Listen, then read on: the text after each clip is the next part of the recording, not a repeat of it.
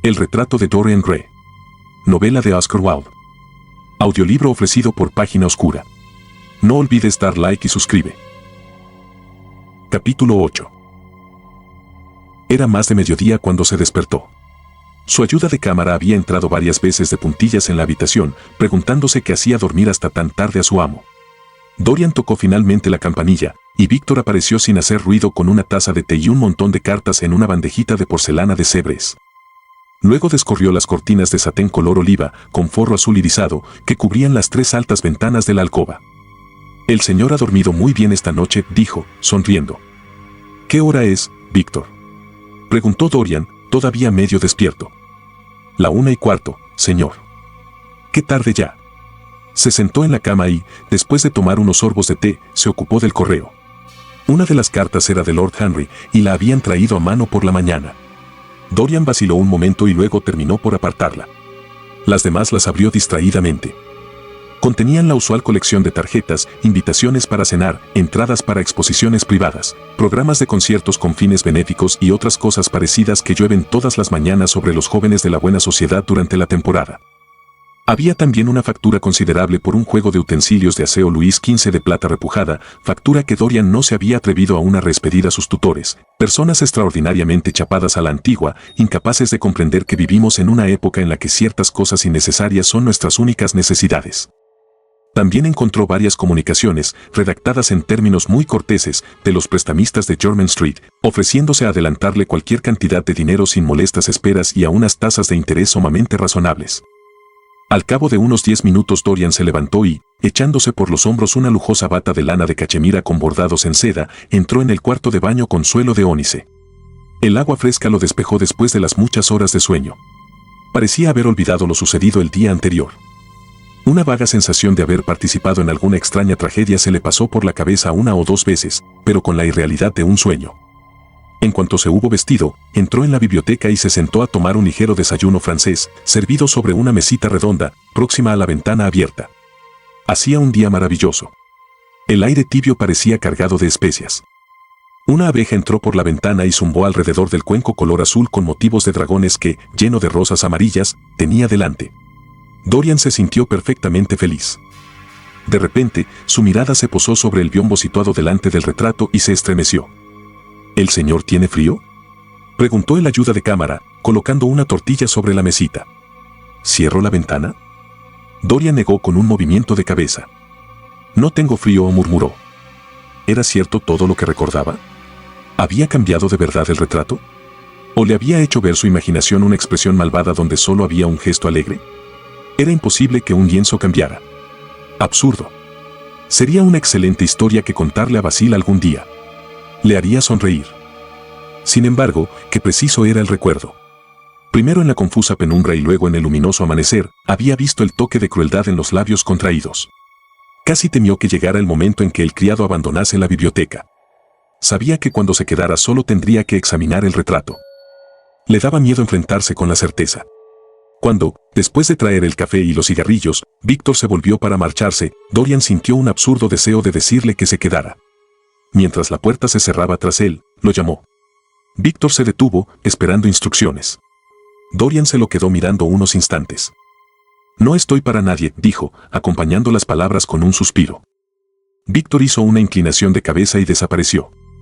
Dorian se alzó entonces de la mesa, encendió un cigarrillo y se dejó caer sobre un diván extraordinariamente cómodo, situado delante del biombo. El biombo era antiguo, de cuero español dorado, estampado con un dibujo Luis XIV demasiado florido. Dorian lo examinó con curiosidad, preguntándose si habría ocultado ya alguna vez el secreto de una vida. ¿Debía realmente apartarlo, después de todo? ¿Por qué no dejarlo donde estaba? ¿De qué servía conocer la verdad? Si resultaba cierto, era terrible. Si no, ¿por qué preocuparse? Pero, ¿y si, por alguna fatalidad o una casualidad aún más terrible, otros ojos hubieran mirado detrás del biombo, comprobando el horrible cambio? ¿Qué haría si se presentara Basil Hallward y pidiese contemplar el cuadro? Era seguro que Basil acabaría por hacer una cosa así. No, tenía que examinar el retrato y hacerlo de inmediato. Cualquier cosa mejor que aquella espantosa duda. Se levantó y cerró las 2 puertas con llave. Al menos estaría solo mientras contemplaba la máscara de su vergüenza. Luego apartó el biombo y se vio cara a cara. Era totalmente cierto. El retrato había cambiado. Como después recordaría con frecuencia, y siempre con notable asombro, se encontró mirando al retrato con un sentimiento que era casi de curiosidad científica. Que aquel cambio hubiera podido producirse le resultaba increíble. Y, sin embargo, era un hecho. Existía alguna sutil afinidad entre los átomos químicos que se convertían en forma y color sobre el lienzo y el alma que habitaba en el interior de su cuerpo. ¿Podría ser que lo que el alma pensaba lo hicieran realidad? ¿Que dieran consistencia a lo que él soñaba? ¿O había alguna otra razón, más terrible? Se estremeció, sintió miedo y, volviendo al diván, se tumbó en él, contemplando el retrato sobrecogido de horror. Comprendió, sin embargo, que el cuadro había hecho algo por él. Le había permitido comprender lo injusto, lo cruel que había sido con Seboden. No era demasiado tarde para reparar aquel mal. Aún podía ser su esposa. El amor egoísta e irreal que había sentido daría paso a un sentimiento más elevado, se transformaría en una pasión más noble, y el retrato pintado por Basil Hallward sería su guía para toda la vida. Sería para él lo que la santidad es para algunos, la conciencia para otros y el temor de Dios para todos. Existían narcóticos para el remordimiento, drogas que acallaban el sentido moral y lo hacían dormir. Pero allí delante tenía un símbolo visible de la degradación del pecado. Una prueba incontestable de la ruina que los hombres provocan en su alma. Sonaron las 3 de la tarde, las 4, y la media hora dejó oír su doble carillón, pero Dorian Gray no se movió. Trataba de reunir los hilos escarlata de la vida y de tejerlos siguiendo un modelo, encontrar un camino, perdido como estaba en un laberinto de pasiones desatadas. No sabía qué hacer, ni qué pensar. Finalmente, volvió a la mesa y escribió una carta ardiente a la muchacha a la que había amado, implorando su perdón y acusándose de demencia. Llenó cuartilla tras cuartilla con atormentadas palabras de pesar y otras aún más patéticas de dolor. Existe la voluptuosidad del autorreproche. Cuando nos culpamos sentimos que nadie más tiene derecho a hacerlo. Es la confesión, no el sacerdote, lo que nos da la absolución. Cuando Dorian terminó la carta sintió que había sido perdonado. De repente, llamaron a la puerta y oyó la voz de Lord Henry en el exterior. «Dorian, amigo mío. He de verte. Déjame entrar ahora mismo. Es inaceptable que te encierres de esta manera». Al principio no contestó, inmovilizado por completo. Pero los golpes en la puerta continuaron, haciéndose más insistentes. Sí, era mejor dejar entrar a Lord Henry y explicarle la nueva vida que había decidido llevar, reñir con él si era necesario hacerlo, alejarse de él si la separación era inevitable. Poniéndose en pie de un salto, se apresuró a correr el biombo para que ocultara el cuadro, y luego procedió a abrir la puerta. «Siento mucho todo lo que ha pasado, Dorian», dijo Lord Henry al entrar. «Pero no debes pensar demasiado en ello». «¿Te refieres a Seboden?», preguntó el joven. «Sí, por supuesto», respondió Lord Henry, dejándose caer en una silla y quitándose lentamente los guantes amarillos. «Es horrible, desde cierto punto de vista, pero tú no tienes la culpa. Dime, ¿fuiste a verla después de que terminara la obra?» «Sí. Estaba convencido de que había sido así». «¿Le hiciste una escena?» «Fui brutal, Harry, terriblemente brutal. Pero ahora todo está resuelto. No siento lo que ha sucedido. Me ha enseñado a conocerme mejor». «Ah, Dorian, cómo me alegro que te lo tomes de esa manera. Temía encontrarte hundido en el remordimiento y mesándote esos cabellos tuyos tan agradables». «He superado todo eso», dijo Dorian, moviendo la cabeza y sonriendo. «Ahora soy totalmente feliz. Sé lo que es la conciencia, para empezar. No es lo que me dijiste que era. Es lo más divino que hay en nosotros. No te burles, Harry, no vuelvas a hacerlo, al menos, delante de mí. Quiero ser bueno. No soporto la idea de la fealdad de mi alma. Una encantadora base artística para la ética, Dorian. Te felicito por ello. Pero, ¿cómo te propones empezar?» «Casándome con Seboden». «¿Casándote con Seboden?», exclamó Lord Henry, poniéndose en pie y contemplándolo con infinito asombro. «Pero, mi querido Dorian». «Sí, Harry, sé lo que me vas a decir. Algo terrible sobre el matrimonio. No lo digas. No me vuelvas a decir cosas como esas. Hace 2 días le pedí a Sibyl que se casara conmigo. No voy a faltar a mi palabra. Será mi esposa. Tu esposa. ¿No has recibido mi carta? Te he escrito esta mañana y te envié la nota con mi criado». «¿Tu carta?» «Ah, sí, ya recuerdo. No la he leído aún, Harry. Temía que hubiera en ella algo que me disgustara. Cortas la vida en pedazos con tus epigramas. Entonces, ¿no sabes nada? ¿Qué quieres decir?» Lord Henry cruzó la habitación y, sentándose junto a Dorian Gray, le tomó las dos manos, apretándoselas mucho. Dorian, dijo, mi carta, no te asustes, era para decirte que Seboden ha muerto. Un grito de dolor escapó de los labios del muchacho, que se puso en pie bruscamente, liberando sus manos de la presión de Lord Henry. Muerta. Sibyl muerta. No es verdad. Es una mentira espantosa. ¿Cómo te atreves a decir una cosa así? Es completamente cierto, Dorian, dijo Lord Henry, con gran seriedad. Lo encontrarás en todos los periódicos de la mañana. Te he escrito para pedirte que no recibieras a nadie hasta que yo llegara.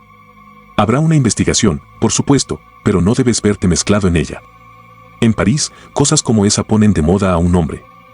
Pero en Londres la gente tiene muchos prejuicios. Aquí es impensable debutar con un escándalo. Eso hay que reservarlo para dar interés a la vejez. Imagino que en el teatro no saben cómo te llamas. Si es así no hay ningún problema. ¿Te vio alguien dirigirte hacia su camerino? Eso es importante. Dorian tardó unos instantes en contestar. Estaba aturdido por el horror. ¿Has hablado de una investigación? Tartamudeó finalmente con voz ahogada. ¿Qué quieres decir con eso? ¿Acaso Sibyl es superior a mis fuerzas, Harry? Pero habla pronto. Cuéntamelo todo inmediatamente. Estoy convencido de que no ha sido un accidente, aunque hay que conseguir que la opinión pública lo vea de esa manera.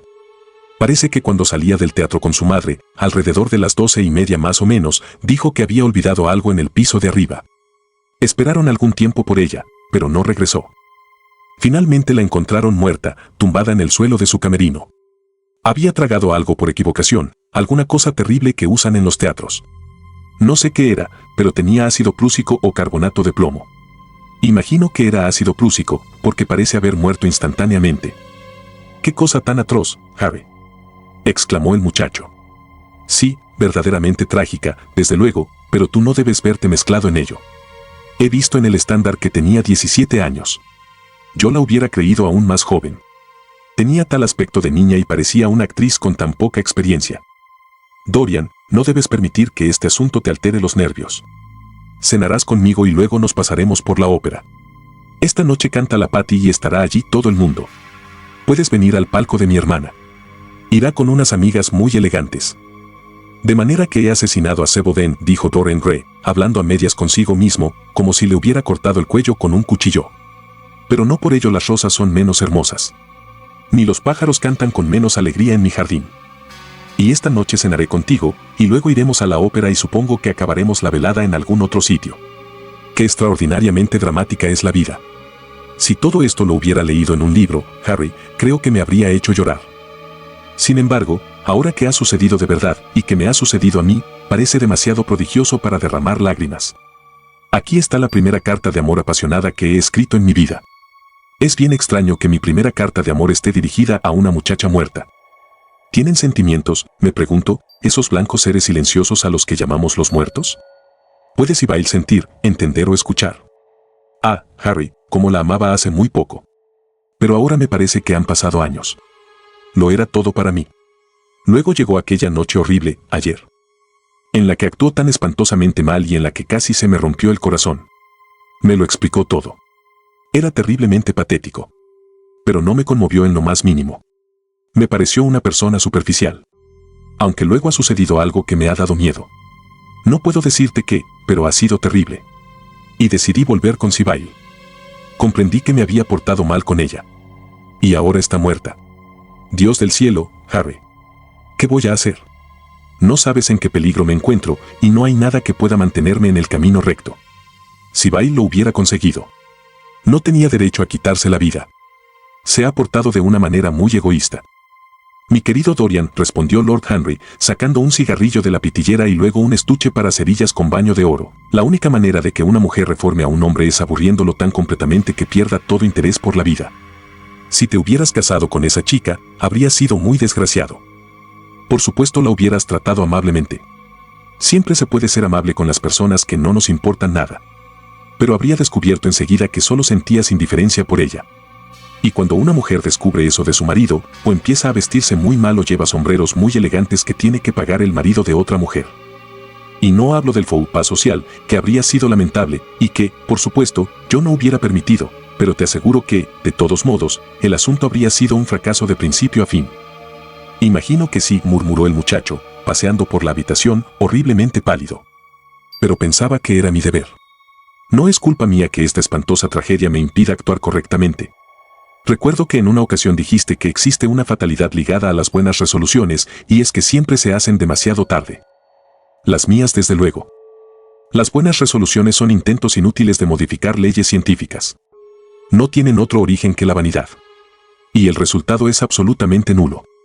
De cuando en cuando nos proporcionan algunas de esas suntuosas emociones estériles que tienen cierto encanto para los débiles. Eso es lo mejor que se puede decir de ellas. Son cheques que hay que cobrar en una cuenta sin fondos. Harry, exclamó Dorian Gray, acercándose y sentándose a su lado, ¿por qué no siento esta tragedia con la intensidad que quisiera? No creo que me falte corazón. ¿Qué opinas tú? Has hecho demasiadas tonterías durante los últimos 15 días para que se te pueda acusar de eso, Dorian, respondió Lord Henry, con su dulce sonrisa melancólica. El muchacho frunció el ceño. No me gusta esa explicación, Harry, replicó, pero me alegra que no me juzgues sin corazón. No es verdad. Sé que lo tengo. Y sin embargo he de reconocer que lo que ha sucedido no me afecta como debiera. Me parece sencillamente un final estupendo para una obra maravillosa. Tiene la belleza terrible de una tragedia griega, una tragedia en la que he tenido un papel muy destacado, pero que no me ha dejado heridas. Es un caso interesante, dijo Lord Henry, que encontraba un placer sutil en jugar con el egoísmo inconsciente de su joven amigo, un caso sumamente interesante. Creo que la verdadera explicación es esta: sucede con frecuencia que las tragedias reales de la vida ocurren de una manera tan poco artística que nos hieren por lo crudo de su violencia, por su absoluta incoherencia, su absurda ausencia de significado, su completa falta de estilo. Nos afectan como lo hace la vulgaridad. Solo nos producen una impresión de fuerza bruta y nos rebelamos contra eso. A veces, sin embargo, cruza nuestras vidas una tragedia que posee elementos de belleza artística. Si esos elementos de belleza son reales, todo el conjunto apela a nuestro sentido del efecto dramático. De repente descubrimos que ya no somos los actores, sino los espectadores de la obra. O que somos más bien las dos cosas. Nos observamos y el mero asombro del espectáculo nos seduce. En el caso presente, ¿qué es lo que ha sucedido en realidad? Alguien se ha matado por amor tuyo. Me gustaría haber tenido alguna vez una experiencia semejante. Me hubiera hecho enamorarme del amor para el resto de mi vida. Las personas que me han adorado no han sido muchas, pero sí algunas, siempre han insistido en seguir viviendo después de que yo dejase de quererlas y ellas dejaran de quererme a mí. Se han vuelto corpulentas y tediosas, y cuando me encuentro con ellas se lanzan inmediatamente a los recuerdos. Ah, esa terrible memoria de las mujeres. ¡Qué cosa más espantosa! ¿Y qué total estancamiento intelectual revela? Se deben absorber los colores de la vida, pero nunca recordar los detalles. Los detalles siempre son vulgares. He de sembrar amapolas en el jardín, suspiró Dorian. No hace falta, replicó su amigo. La vida siempre distribuye amapolas a manos llenas. Por supuesto, de cuando en cuando las cosas se alargan. En una ocasión no llevé más que violetas durante toda una temporada, a manera de luto artístico por una historia de amor que no acababa de morir. A la larga, terminó por hacerlo. No recuerdo ya qué fue lo que la mató. Probablemente, su propuesta de sacrificar por mí el mundo entero. Ese es siempre un momento terrible. Le llena a uno con el terror de la eternidad. Pues bien, ¿querrás creerlo? La semana pasada, en casa de Lady Hampshire, me encontré cenando junto a la dama de quien te hablo, e insistió en revisar toda la historia, en desenterrar el pasado y en remover el futuro. Yo había sepultado mi amor bajo un lecho de asfódelos. Ella lo sacó de nuevo a la luz, asegurándome que había destrozado su vida. Me veo obligado a señalar que procedió a devorar una cena copiosísima, de manera que no sentí la menor ansiedad. Pero, qué falta de buen gusto la suya. El único encanto del pasado es que es el pasado. Pero las mujeres nunca se enteran de que ha caído el telón. Siempre quieren un sexto acto, y tan pronto como la obra pierde interés, sugieren continuarla. Si se las dejara salirse con la suya, todas las comedias tendrían un final trágico, y todas las tragedias culminarían en farsa. Son encantadoramente artificiales, pero carecen de sentido artístico. Tú has tenido más suerte que yo. Te aseguro que ninguna de las mujeres que he conocido hubiera hecho por mí lo que Seb Oden ha hecho por ti. Las mujeres ordinarias se consuelan siempre. Algunas se lanzan a los colores sentimentales. Nunca te fíes de una mujer que se viste de malva, cualquiera que sea su edad, o de una mujer de más de 35 aficionada a las cintas de color rosa. Eso siempre quiere decir que tienen un pasado. Otras se consuelan descubriendo de repente las excelentes cualidades de sus maridos. Hacen ostentación en tus narices de su felicidad conyugal como si fuera el más fascinante de los pecados. Algunas se consuelan con la religión, cuyos misterios tienen todo el encanto de un coqueteo, según me dijo una mujer en cierta ocasión, y lo comprendo perfectamente. Además, nada le hace a uno tan vanidoso como que lo acusen de pecador. La conciencia nos vuelve egoístas a todos. Sí, son innumerables los consuelos que las mujeres encuentran en la vida moderna. Y, de hecho, no he mencionado aún el más importante. ¿Cuál es, Harry?, preguntó el muchacho distraídamente. Oh, el consuelo más evidente. El que consiste en apoderarse del admirador de otra cuando se pierde al propio. En la buena sociedad eso siempre rehabilita a una mujer. Pero, realmente, Dorian, qué diferente debía de ser Seboden de las mujeres que conocemos de ordinario. Hay algo que me parece muy hermoso acerca de su muerte. Me alegro de vivir en un siglo en el que ocurren tales maravillas. Le hacen creer a uno en la realidad de cosas con las que todos jugamos, como romanticismo, pasión y amor. Yo he sido horriblemente cruel con ella. Lo estás olvidando. Mucho me temo que las mujeres aprecian la crueldad pura y simple, más que ninguna otra cosa. Tienen instintos maravillosamente primitivos.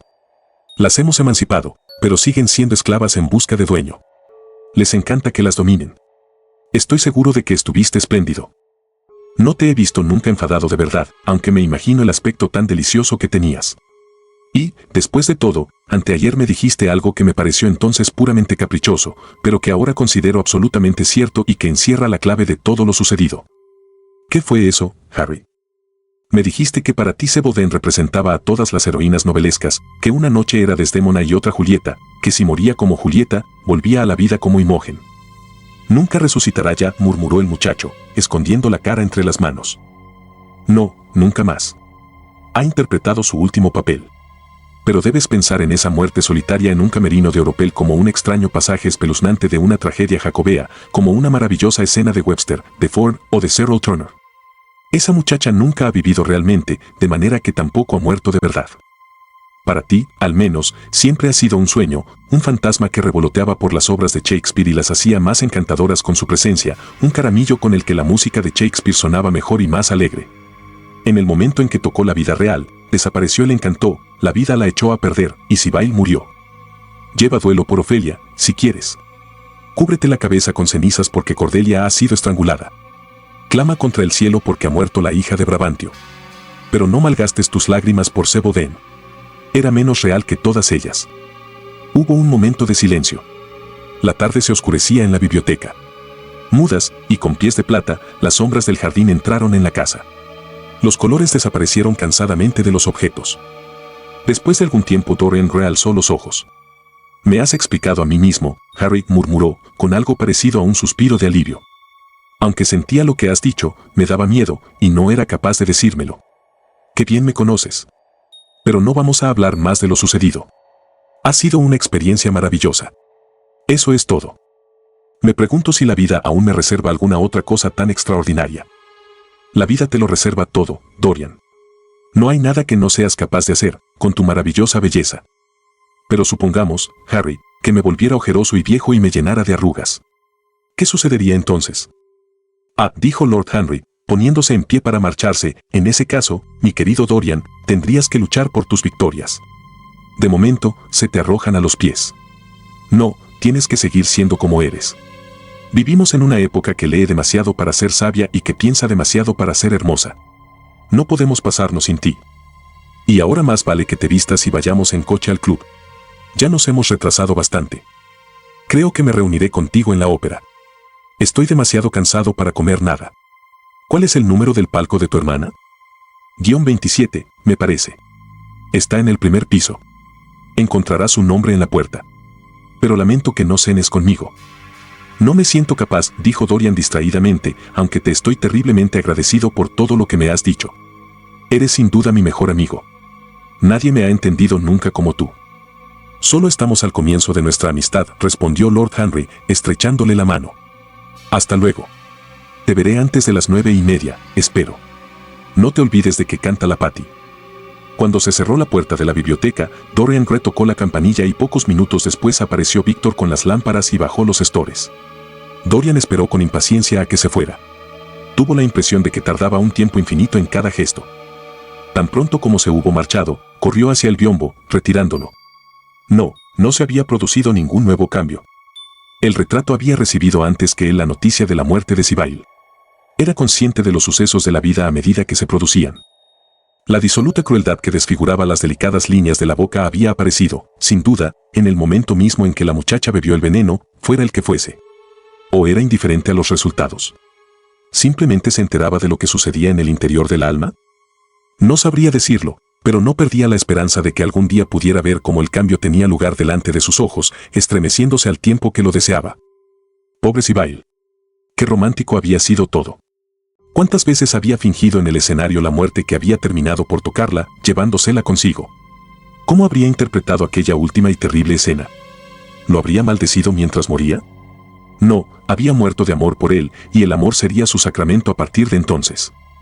Sibyl lo había expiado todo con el sacrificio de su vida. No pensaría más en lo que le había hecho sufrir, en aquella horrible noche en el teatro. Cuando pensara en ella, la vería como una maravillosa figura trágica enviada al escenario del mundo para mostrar la suprema realidad del amor. ¿Una maravillosa figura trágica?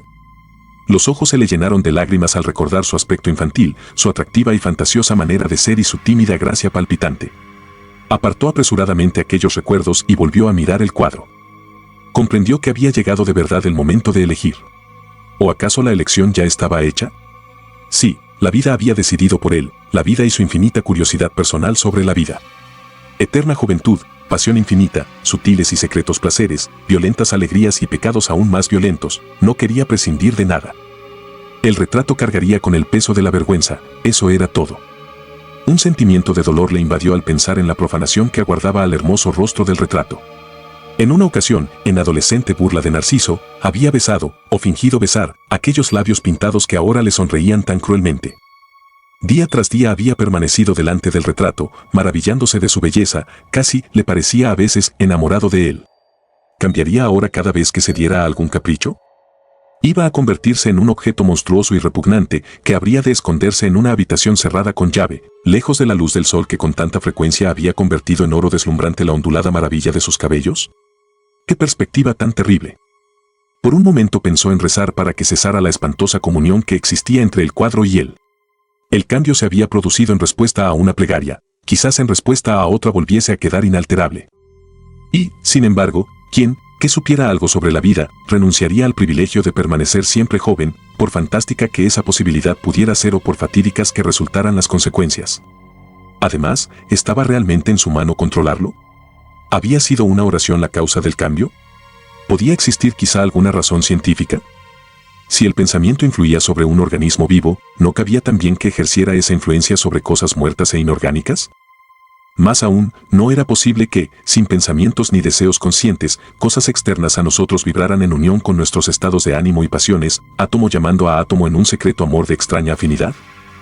Pero poco importaba la razón. Nunca volvería a tentar con una plegaria a ningún terrible poder. Si el retrato tenía que cambiar, cambiaría. Eso era todo.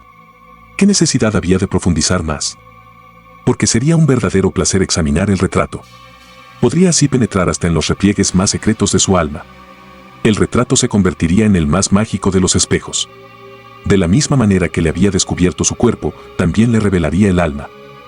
Y cuando a ese alma le llegara el invierno, él permanecería aún en donde la primavera tiembla, a punto de convertirse en verano. Cuando la sangre desapareciera de su rostro, para dejar una pálida máscara de yeso con ojos de plomo, él conservaría el atractivo de la adolescencia. Ni un átomo de su belleza se marchitaría nunca. Jamás se debilitaría el ritmo de su vida. Como los dioses de los griegos, sería siempre fuerte, veloz y alegre.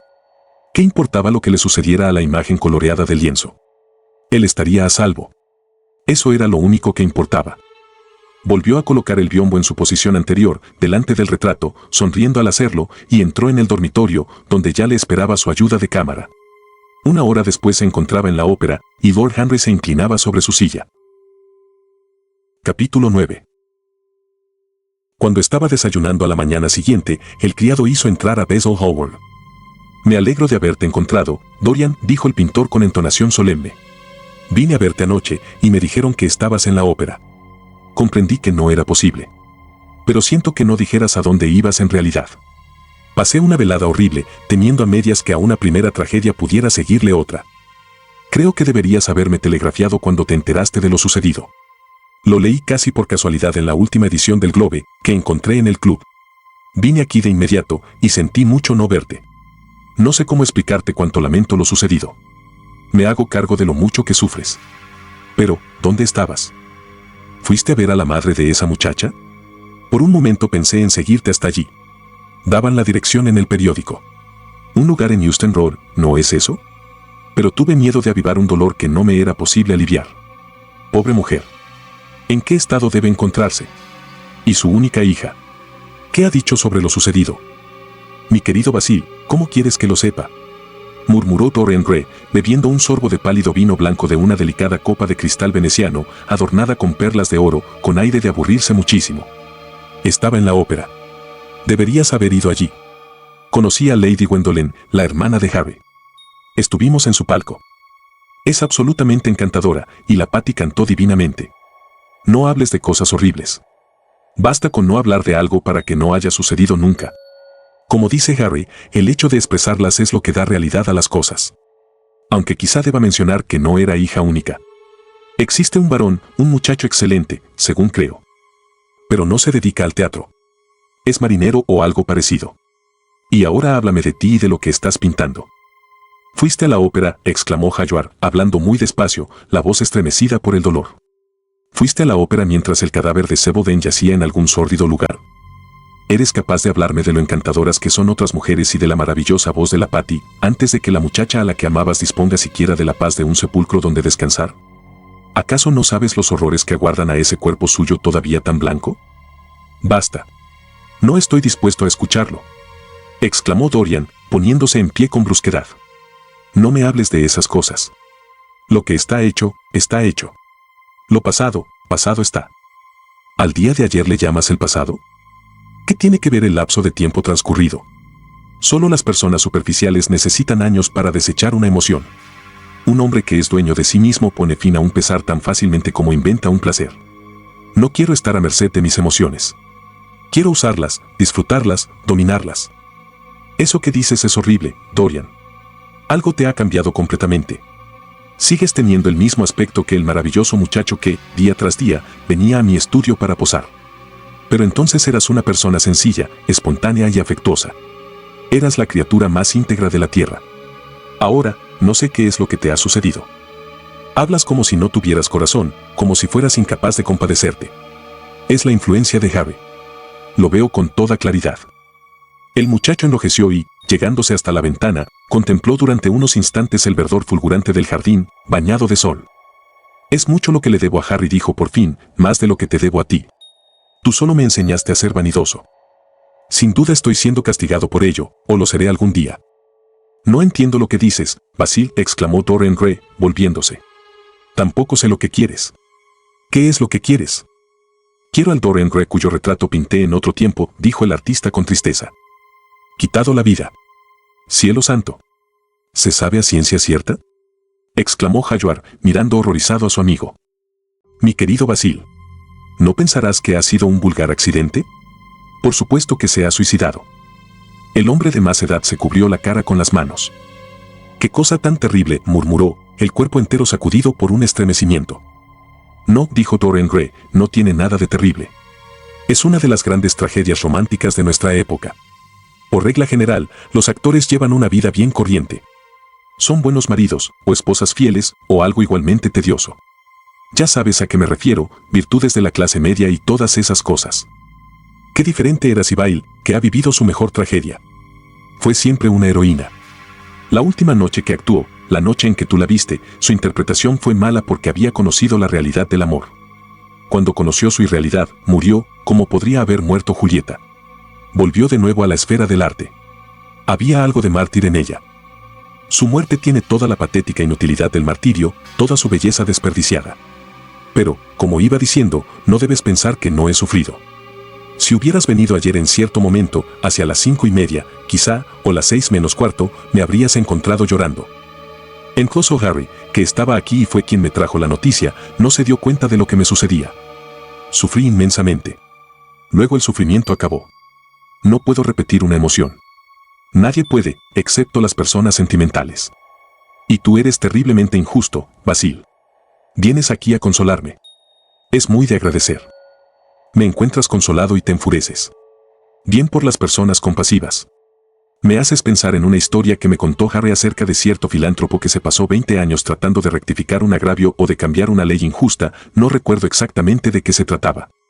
Finalmente lo consiguió y su decepción fue inmensa. Como no tenía absolutamente nada que hacer, casi se murió de ennui, convirtiéndose en un perfecto misántropo.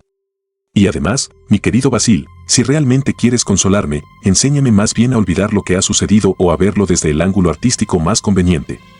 No era Gautier quien hablaba sobre la consolafón de Sartres. Recuerdo haber encontrado un día en tu estudio un librito con tapas de vitela en el que descubrí por casualidad esa frase deliciosa. Bien, no soy como el joven de quien me hablaste cuando estuvimos juntos en Marlowe, el joven para quien el satén amarillo podía consolar a cualquiera de todas las tristezas de la vida. Me gustan las cosas hermosas que se pueden tocar y utilizar. Brocados antiguos, bronces con cardenillo, objetos lacados, marfiles tallados, ambientes exquisitos, lujo, pompa, es mucho lo que se puede disfrutar con todas esas cosas. Pero el temperamento artístico que crean, o que al menos revelan, tiene todavía más importancia para mí.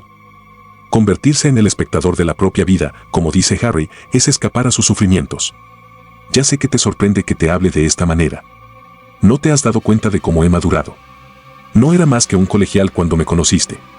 Soy un hombre ya. Tengo nuevas pasiones, nuevos pensamientos, nuevas ideas. Soy diferente, pero no debes tenerme menos afecto. He cambiado, pero tú serás siempre mi amigo. Es cierto que a Harry le tengo mucho cariño. Pero sé que tú eres mejor. Menos fuerte, porque le tienes demasiado miedo a la vida, pero mejor. Y, qué felices éramos cuando estábamos juntos. No me dejes, Basil, ni te pelees conmigo. Soy lo que soy. No hay nada más que decir. El pintor se sintió extrañamente emocionado. Apreciaba infinitamente a Dorian y gracias a su personalidad su arte había dado un paso decisivo. No cabía seguir pensando en hacerle reproches. Tal vez su indiferencia fuese un estado de ánimo pasajero. Había tanta bondad en él, tanta nobleza. Bien, Dorian dijo, finalmente, con una triste sonrisa, a partir de hoy no volveré a hablarte de ese suceso tan terrible. Solo deseo que tu nombre no se vea mezclado en un escándalo.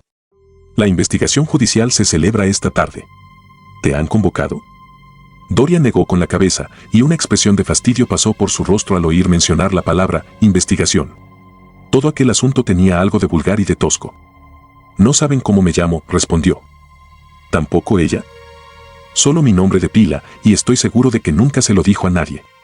En una ocasión me contó que todos tenían una gran curiosidad por saber quién era yo, pero siempre les decía que era el príncipe azul. Una delicadeza por su parte. Has de hacerme un dibujo de Sibyl, Basil. Me gustaría tener algo más que el recuerdo de algunos besos y unas palabras entrecortadas llenas de patetismo. Trataré de hacer algo, Dorian, si eso te agrada. Pero tienes que venir y posar para mí de nuevo. Sin ti no hago nada que merezca la pena. Nunca volveré a posar para ti. Es imposible, exclamó Dorian, retrocediendo. El pintor lo miró fijamente. Mi querido Dorian, eso es una tontería, exclamó. ¿Quieres decir que no te gusta el retrato tuyo que pinté? ¿Dónde está? ¿Por qué has colocado ese biombo delante? Déjamelo ver. Es lo mejor que he hecho. Haz el favor de retirar el biombo, Dorian. Me parece vergonzoso que tu criado esconda mi retrato de esa manera. Ahora comprendo por qué la habitación me ha parecido distinta al entrar. Mi criado no tiene nada que ver con eso. ¿No imaginarás que le dejo arreglar la biblioteca por mí? A veces coloca las flores, eso es todo. No, soy yo quien lo ha hecho. La luz era demasiado fuerte para el retrato. Demasiado fuerte. No puede ser. Es un sitio admirable para ese cuadro. Déjamelo ver. Un grito de terror escapó de la boca de Dorian Gray, que corrió a situarse entre el pintor y el biombo. Basil dijo, sumamente pálido, no debes verlo. No quiero que lo veas. Que no vea mi propia obra. No hablas en serio. ¿Por qué tendría que no verlo? Preguntó Hallward, riendo. Si tratas de verlo, te juro por mi honor que nunca volveré a dirigirte la palabra mientras viva. Hablo completamente en serio. No te doy ninguna explicación, ni te permito que me la pidas. Pero, recuérdalo, si tocas ese biombo, nuestra amistad se habrá terminado para siempre. Hallward quedó anonadado. Miró a Dorian Gray con infinito asombro. Nunca lo había visto así. El muchacho estaba lívido de rabia. Apretaba los puños y sus pupilas eran como discos de fuego azul. Temblaba de pies a cabeza. Dorian. No digas nada. Pero, ¿qué es lo que te pasa? Por supuesto que no voy a mirarlo si tú no quieres, dijo, con bastante frialdad, girando sobre los talones y acercándose a la ventana. Pero me parece bastante absurdo que no pueda ver mi propia obra, sobre todo cuando me dispongo a exponerla en París en otoño. Probablemente tendré que darle otra mano de barniz antes, de manera que tendré que verlo algún día, ¿y por qué no hoy? ¿Exponerlo? ¿Quieres exponerlo?, exclamó Dorian Gray, sintiendo que le invadía un extraño terror. ¿Iba a ser el mundo testigo de su secreto? ¿Se quedaría la gente con la boca abierta ante el misterio de su vida? Imposible. Había que hacer algo, no sabía aún qué, y hacerlo de inmediato. Sí, espero que no te opongas. George Petit va a reunir mis mejores obras para una exposición personal en la Rue de Sece que se inaugurará la primera semana de octubre. El retrato solo estará fuera un mes. Creo que podrás pasarte sin él ese tiempo. De hecho, es seguro que no estarás en Londres. Y si lo tienes detrás de un biombo, quiere decir que no te importa demasiado. Dorian Gray se pasó la mano por la frente, donde habían aparecido gotitas de sudor. Se sentía al borde de un espantoso abismo.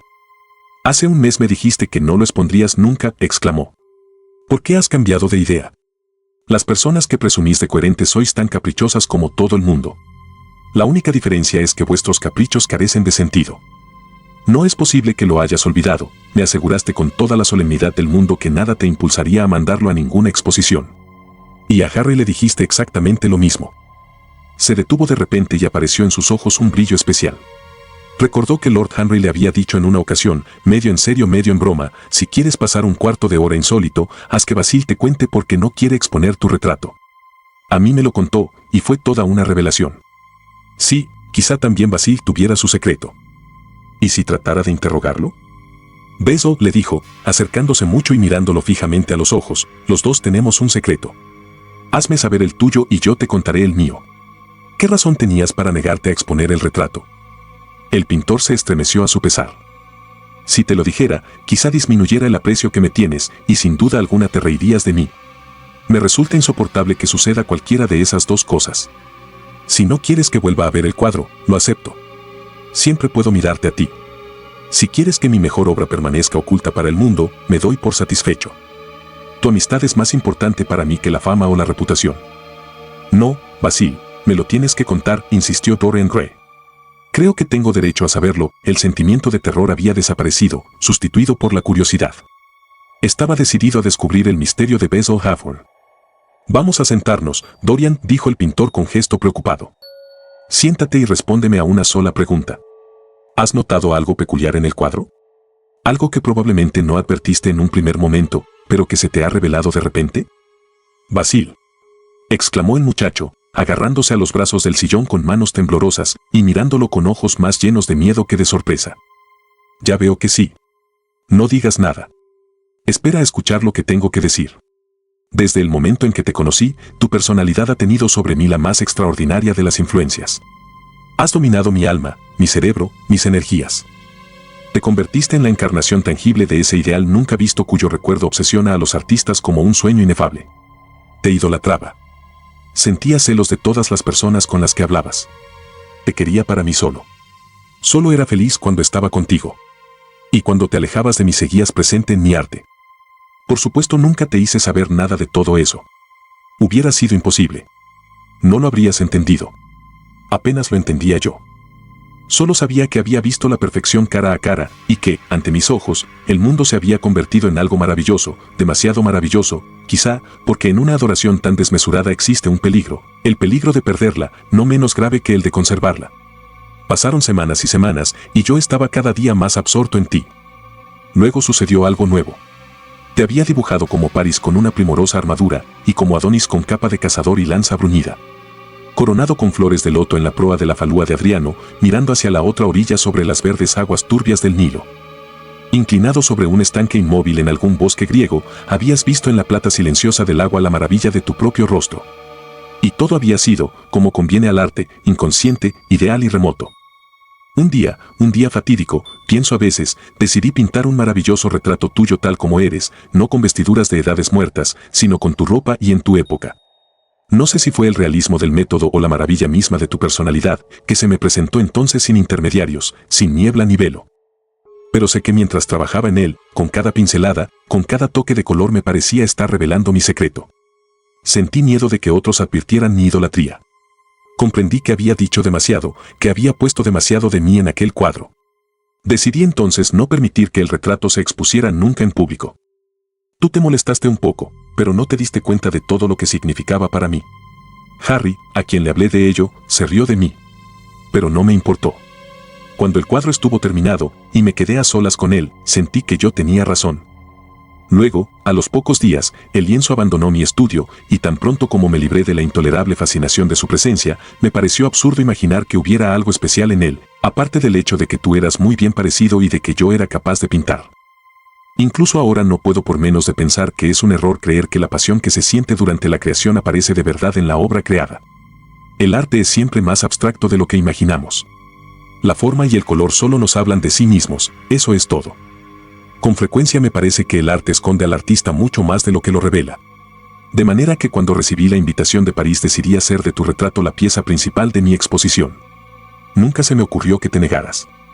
Ahora comprendo que tenías razón. El retrato no se puede mostrar. No te enfades conmigo por lo que te he contado, Dorian. Como le dije a Harry en una ocasión, estás hecho para ser adorado. Dorian Gray respiró hondo. Sus mejillas recobraron el color y sus labios juguetearon con una sonrisa. Había pasado el peligro. De momento estaba a salvo. Pero no podía dejar de sentir una piedad infinita por el pintor que acababa de hacerle aquella extraña confesión, al tiempo que se preguntaba si alguna vez llegaría a sentirse tan dominado por la personalidad de un amigo.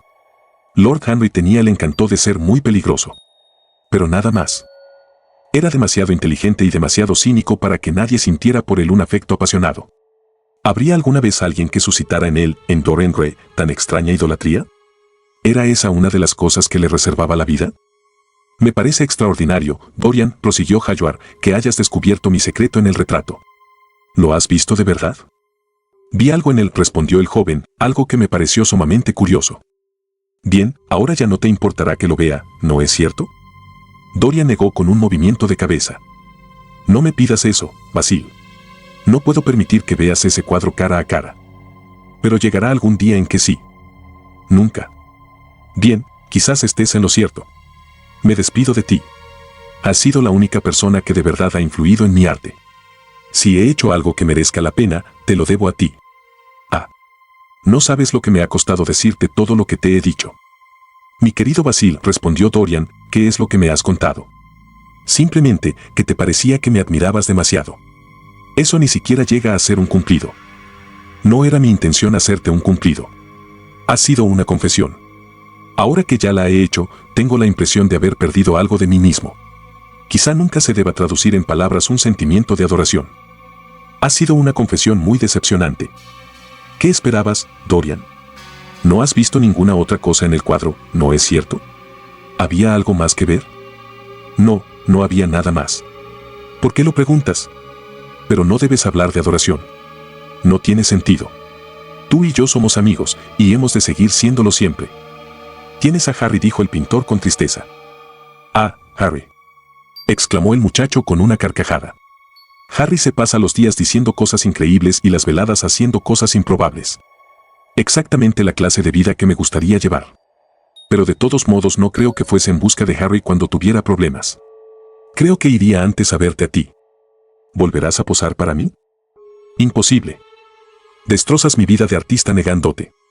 Nadie se tropieza dos veces con el ideal. Y son muy pocos los que lo encuentran siquiera una. No te lo puedo explicar, pero no puedo volver a posar para ti. Hay algo fatal en un retrato. Tiene vida propia. Iré a tomar el té contigo. Será igual de placentero. Placentero para ti, mucho me temo, murmuró Hallward, pesaroso. Y ahora, adiós. Siento que no me dejes ver el cuadro una vez más. ¿Pero qué se le va a hacer? Entiendo perfectamente tus sentimientos. Mientras lo veía salir de la habitación, Dorian Gray no pudo evitar una sonrisa. Pobre Basil. Qué lejos estaba de saber la verdadera razón. Y qué extraño era que, en lugar de verse forzado a revelar su propio secreto, hubiera logrado, casi por casualidad, arrancar a su amigo el suyo. ¿Cuántas cosas le había explicado aquella extraña confesión? Los absurdos ataques de celos del pintor, su desmedida devoción, sus extravagantes alabanzas, sus curiosas reticencias, ahora lo entendía todo y sintió pena. Le pareció que había algo trágico en una amistad tan cercana al amor. Suspiró y tocó la campanilla. Tenía que ocultar el retrato a toda costa. No podía correr de nuevo el riesgo de verse descubierto. Había sido una locura permitir que continuara, ni siquiera por una hora, en una habitación donde entraban sus amigos. Capítulo 10. Cuando entró el criado, lo miró fijamente, preguntándose si se le habría ocurrido curiosear detrás del biombo.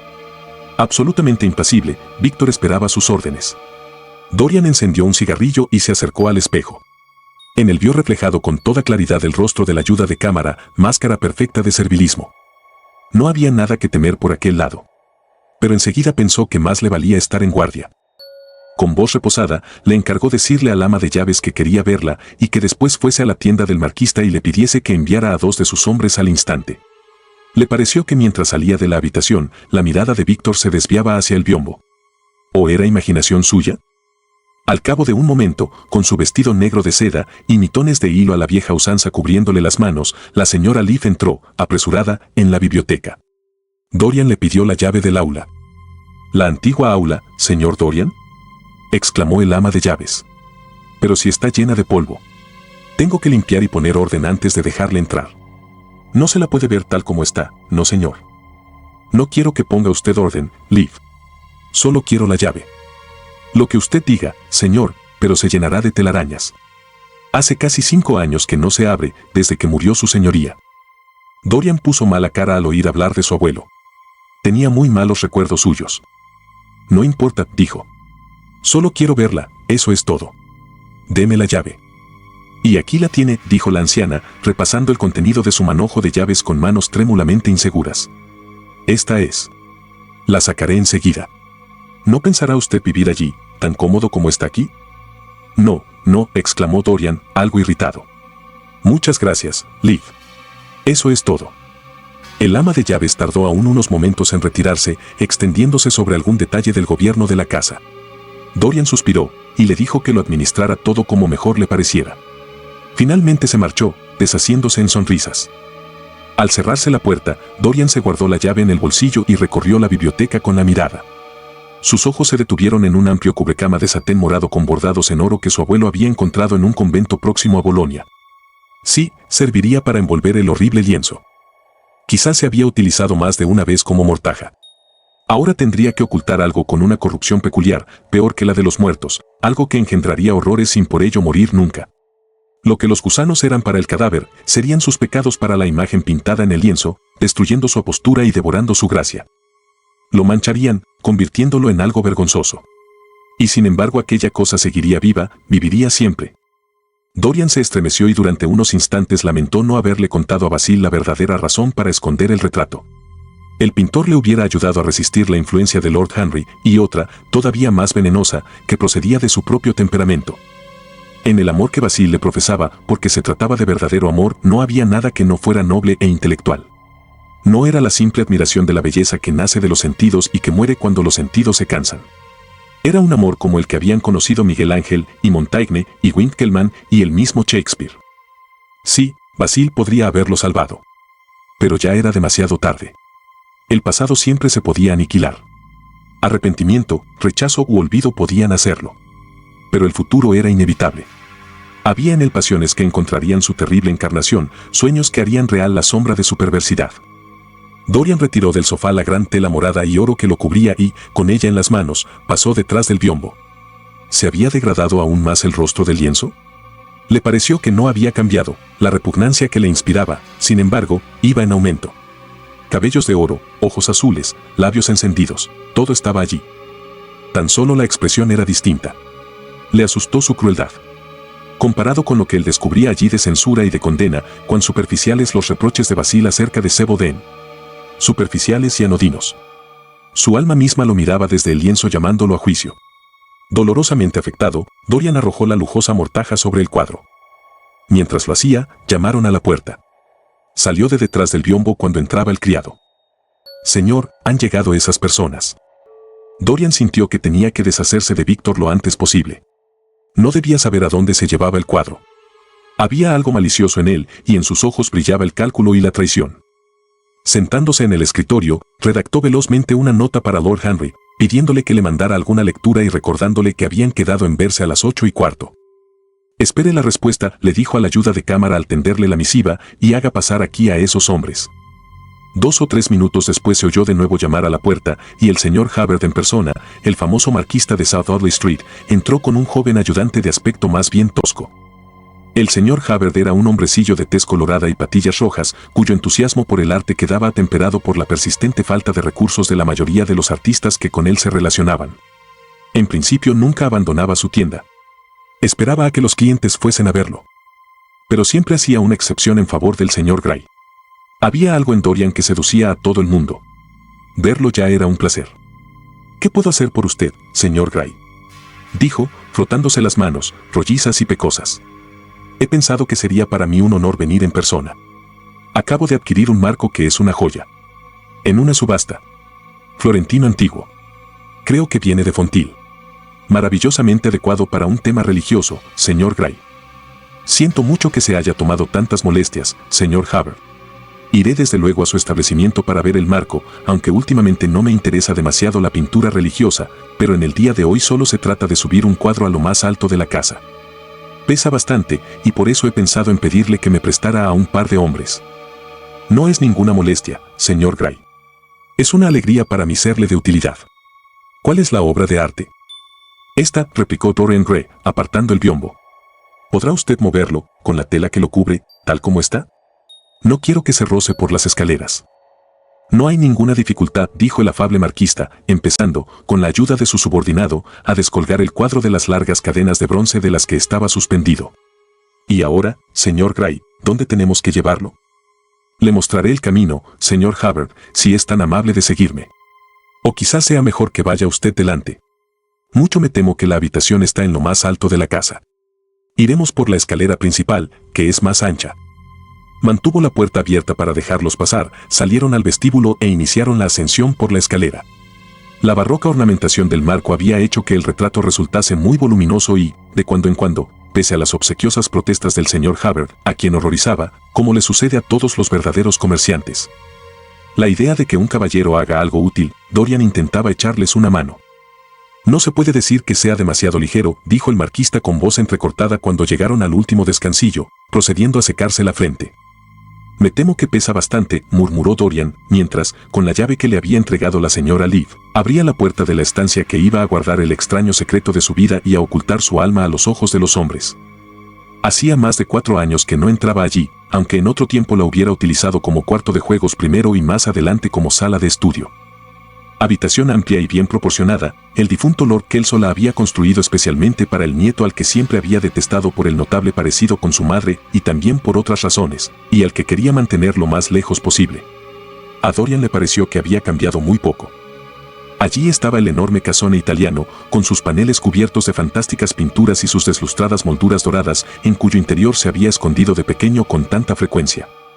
Allí estaba la librería de madera de satín, llena de sus libros escolares, con signos evidentes de haber sido muy usados. De la pared de detrás aún colgaba el mismo tapiz flamenco muy gastado, donde unos descoloridos rey y reina jugaban al ajedrez en un jardín, mientras un grupo de cetreros pasaba a caballo, con aves encapuchadas en las muñecas enguantadas. Qué bien se acordaba de todo. Los recuerdos de su solitaria infancia se le agolparon en la memoria mientras miraba a su alrededor. Recordó la pureza inmaculada de su vida adolescente y le pareció horrible que fuese allí donde tuviera que esconder el fatídico retrato. Que poco había imaginado, en aquellos días muertos para siempre, lo que el destino le reservaba. Pero no había en toda la casa un lugar donde fuese a estar mejor protegido contra miradas inquisitivas. Con la llave en su poder, nadie más podría entrar allí. Bajo su mortaja morada, el rostro pintado en el lienzo podía hacerse bestial, deforme, inmundo. ¿Qué más daba? Nadie lo vería.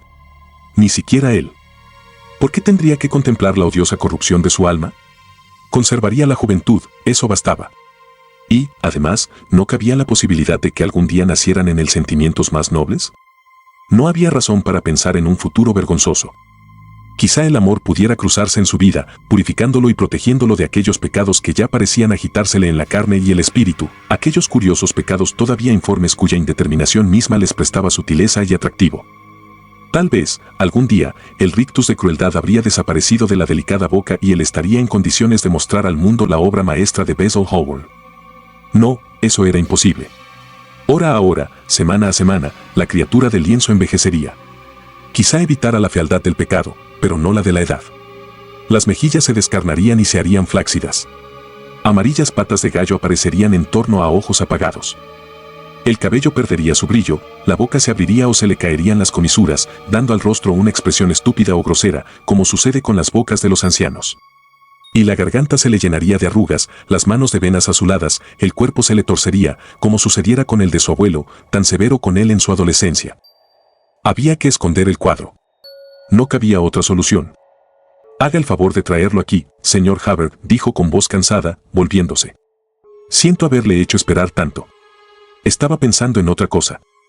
Siempre es bueno descansar un poco, señor Gray, respondió el marquista, que aún respiraba con cierta agitación. ¿Dónde tenemos que ponerlo? Oh, en cualquier sitio. Aquí mismo, aquí estará bien. No lo quiero colgar. Apóyelo contra la pared. Gracias. ¿Se puede contemplar la obra de arte, señor Gray? Dorian se sobresaltó. No le interesaría, señor Hubbard, dijo, mirándolo fijamente. Se sentía dispuesto a abalanzarse sobre él y arrojarlo al suelo si se atrevía a alzar la lujosa tela que ocultaba el secreto de su vida. No deseo molestarle más. Le estoy muy agradecido por su amabilidad al venir en persona. Nada de eso, en absoluto, señor Gray. Siempre estaré encantado de hacer cualquier cosa por usted, y el señor Hubbard bajó ruidosamente las escaleras seguido por su ayudante, que se volvió a mirar a Dorian con una expresión de tímido asombro en sus toscas facciones. Nunca había visto a nadie tan maravilloso. Cuando se perdió el ruido de sus pisadas, Dorian cerró la puerta y se guardó la llave en el bolsillo. Ahora se sentía seguro. Nadie volvería a contemplar a aquella horrible criatura. Ninguna mirada que no fuera la suya vería su vergüenza. Al entrar en la biblioteca se dio cuenta de que acababan de dar las 5 y de que ya le habían traído el té. Sobre una mesita de oscura madera fragante con abundantes incrustaciones de nácar, regalo de Lady Radley, la esposa de su tutor, una enferma profesional de gustos delicados, que había pasado en el Cairo el invierno anterior. Se hallaba una nota de Lord Henry y, a su lado, un libro de cubierta amarilla, ligeramente rasgada y con los bordes estropeados. En la bandeja del té descansaba también un ejemplar de la tercera edición de The St. James's Gazette. Era evidente que Víctor había regresado. Se preguntó si se habría cruzado en el vestíbulo con el señor Hubbard cuando se marchaba, interrogándolo discretamente para saber qué habían hecho él y su ayudante. Sin duda echaría de menos el cuadro, lo habría echado ya de menos mientras colocaba el servicio del té. El biombo no había vuelto a ocupar su sitio y el hueco en la pared resultaba perfectamente visible. Quizás alguna noche encontrara a su criado subiendo sigilosamente las escaleras e intentando forzar la puerta de la antigua sala de estudio. Era horrible tener a un espía en la propia casa. Había oído historias sobre personas con mucho dinero, chantajeadas toda su vida por un criado que había leído una carta, u oído casualmente una conversación, o que se había guardado una tarjeta con una dirección, o que había encontrado bajo una almohada una flor marchita o un arrugado jirón de encaje. Suspiró y, después de servirse una taza de té, leyó la nota de Lord Henry. Solo le decía que le enviaba el periódico de la tarde y un libro que quizá le interesase, y que estaría en el club a las 8:15. Dorian abrió lánguidamente The Gazette para echarle una ojeada. En la página 5, un párrafo marcado con lápiz rojo atrajo su atención. Investigación judicial sobre una actriz.